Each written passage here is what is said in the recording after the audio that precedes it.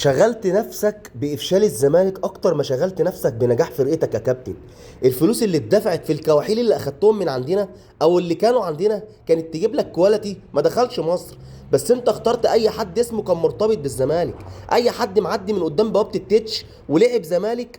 كلها صفقات كيدية سعيا منك للقضاء على الزمالك ومحو أي ذكرى سعيدة لجمهور الزمالك مع لعيبة جبناها وصنعناها وعشنا معاهم الرحله كامله من البدايه، وانت جاي تاخد على الجاهز. اول ما تشم ان لعيب في الرمق ويمكن يبقى حاجه ولا تلمح ان في طريقه لصناعه حدث مع الزمالك، تبيع هدومك وتجري عليه، ولو ما عرفتش تجيبه تشغل لجانك وتخلص عليه. كل همك وسعيك تقضي وتمحي هويه نادي باقي غصب عنك وعن اي حد. احنا المصنع يا كابتن ومش بنموت.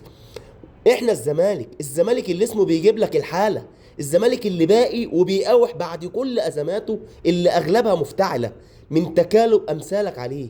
شفرة ملهاش حل عندك ولا حد قادر يفهم ازاي النادي ده لسه عايش وبيحاول يتماسك ويكمل بطل. ما هو ده قدره انه يكون بطل بطريق كله مشقة وسعي وكفاح، بطل حقيقي مش بطل من ورق. كان غيرك اشطر، ودلوقتي يسعدني اقول لك ان افكارك ونواياك الخبيثة ردت في صدرك يا كابتن، وبالغلط كده بدل ما تبوظها علينا عدلتها، وبدل ما تعدلها عندك بوظتها. حلال عليك لملمة زبالتنا يا كابتن، والف مليون شكر.